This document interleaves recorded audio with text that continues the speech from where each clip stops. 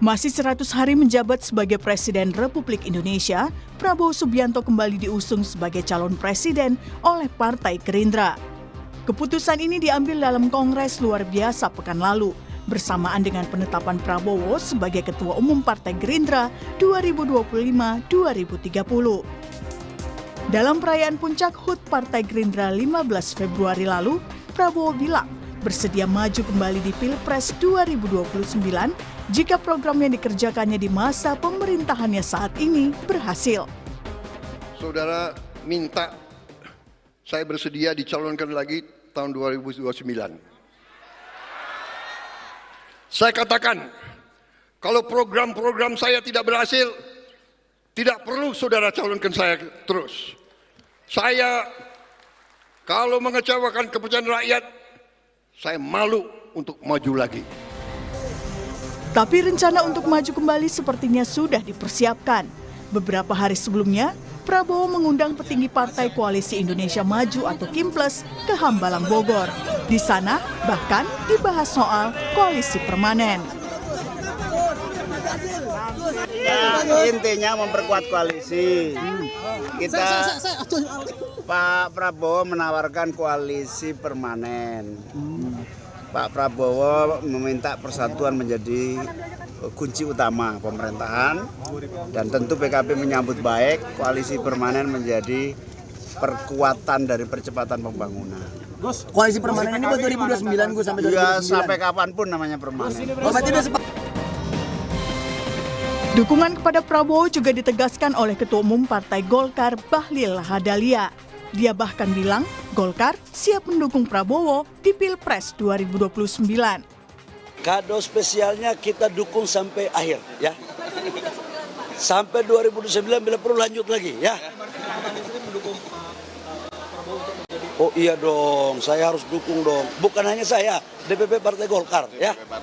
Jadi DPP Partai Golkar sudah memutuskan dalam Munas untuk bersama-sama dengan Bapak Presiden dan partai koalisi lain dalam mengawal, menjaga, dan menyukseskan pemerintahan Presiden Prabowo dan Mas Gibran. Oke?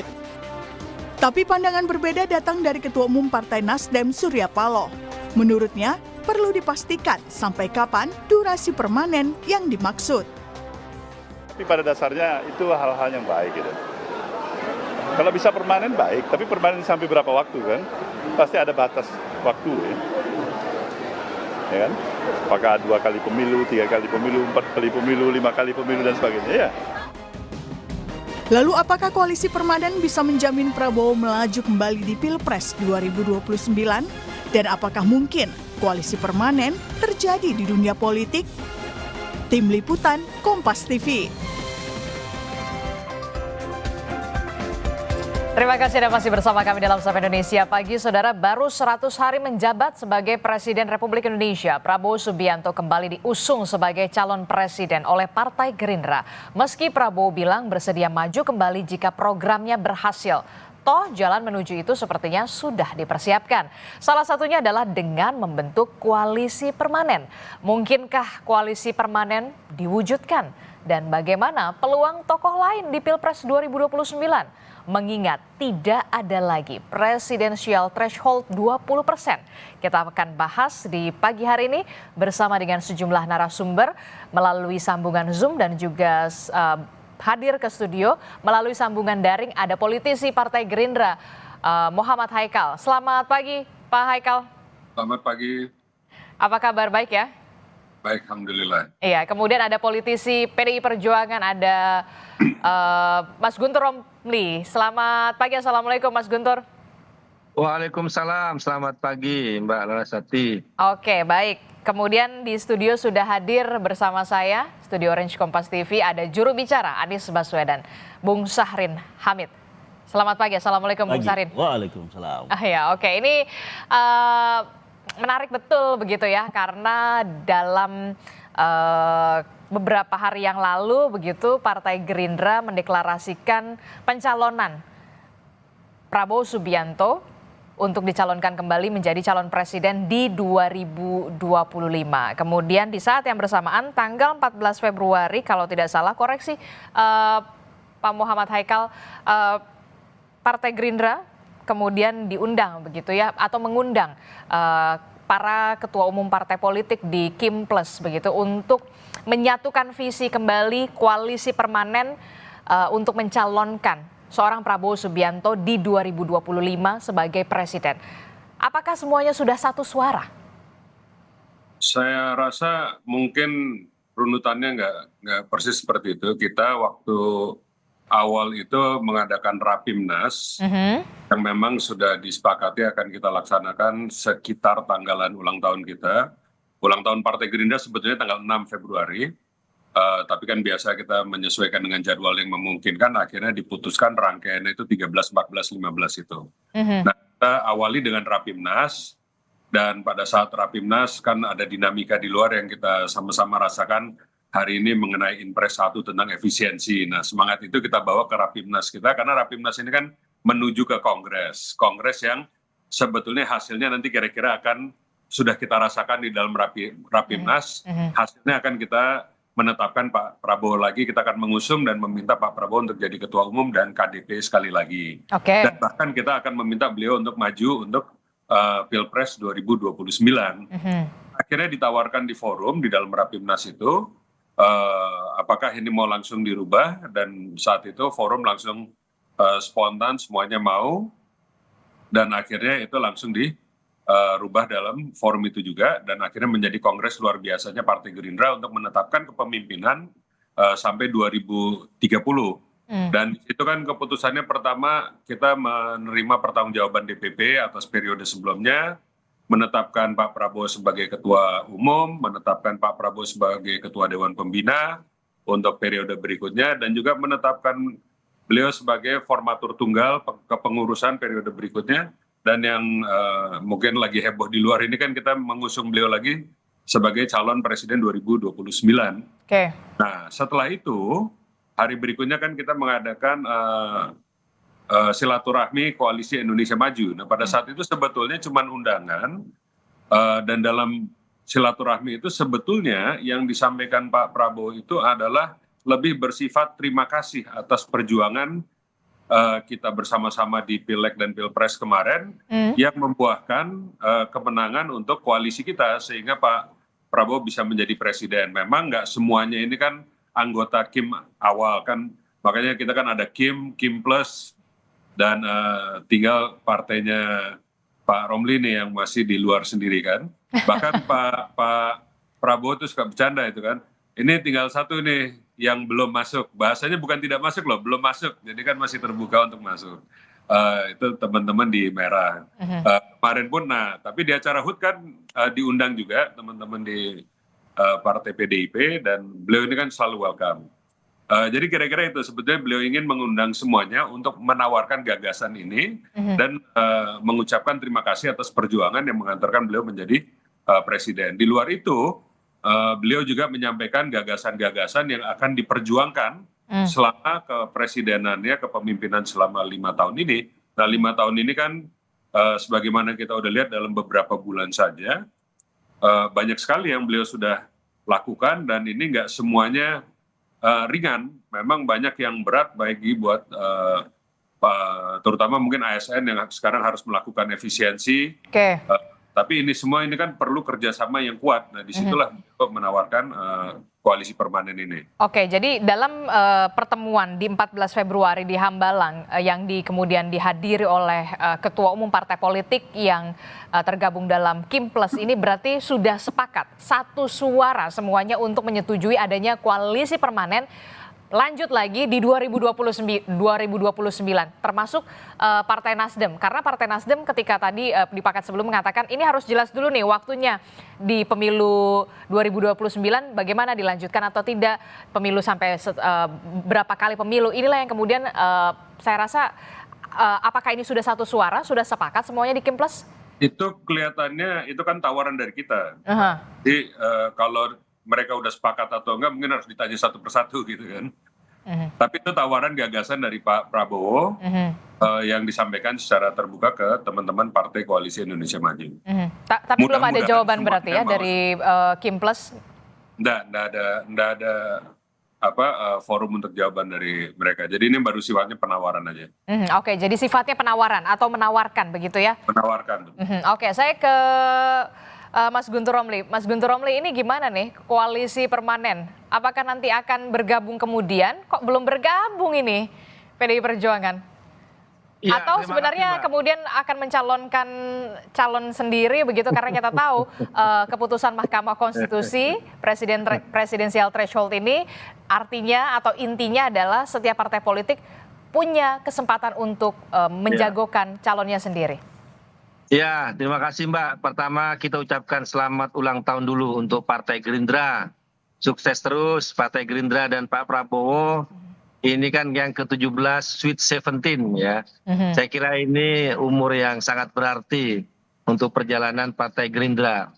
Kemudian yang kedua terkait koalisi permanen, ini kan sebenarnya tawaran kepada koalisi Indonesia Maju secara internal kalau menurut kami. Nah, sampai saat ini kan PDI Perjuangan bukan anggota dari koalisi Indonesia Maju. Jadi sebenarnya kami itu tidak punya hak untuk memberikan komentar, karena ya itu kan terserah lah ya gimana koalisi itu membentuk dalam arti persekutuannya, apakah permanen atau bagaimanapun itu kan terserah lah.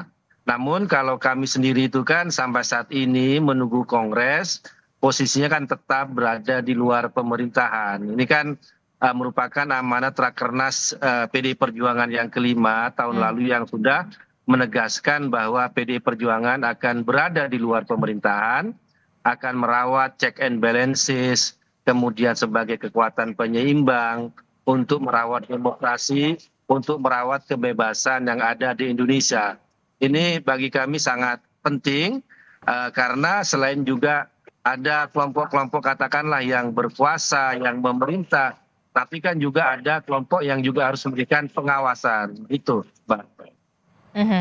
Berarti kalau memang belum jadi member Kimples, nah berarti belum ada keputusan ya? Apakah nanti kita akan lihat di Kongres PDI Perjuangan nantinya? Atau Rakernas? Ya, itu Kongres tahun ini itu akan segera ditetapkan bagaimana terkait dengan sikap politik. Namun sekali lagi kami ingin menegaskan bahwa meskipun PDI Perjuangan berada di luar pemerintahan, tidak dalam arti yang anti ya atau hanya menolak programnya Pak Prabowo, enggak. Ya, kita mau kritik yang proporsional. Mana yang akan kita dukung, mana yang harus kita kritik. Jadi tetap dalam rangka yang proporsional, Mbak. Jadi tidak hanya anti saja, tidak gitulah. Begitu, Mbak. Oke, jadi kalau untuk 2029 masih jauh ya? Masih belum kelihatan? Bagi kami itu masih sangat jauh ya. Karena kami juga melihat dan juga saya kira sikap kenegarawanan Pak Prabowo kan juga disampaikan tadi ya terkait pencapresan beliau ya. Tapi mohon maaf, ini kan soal internalnya Partai Gerindra. Tapi kalau boleh menyetir dari pernyataannya Pak Prabowo sendiri kan tergantung bagaimana beliau menyukseskan program-program, kemudian juga tidak sampai menciderai kepentingan rakyat ya. Ya bagi kami itu kan sikap yang negarawan yang diucapkan oleh beliau. Nah kalau bagi kami sendiri di PDI Perjuangan ya itu terlalu jauh masih untuk membicarakan soal pencapresan, karena ini masih juga baru 100 hari untuk pemerintahan yang sekarang.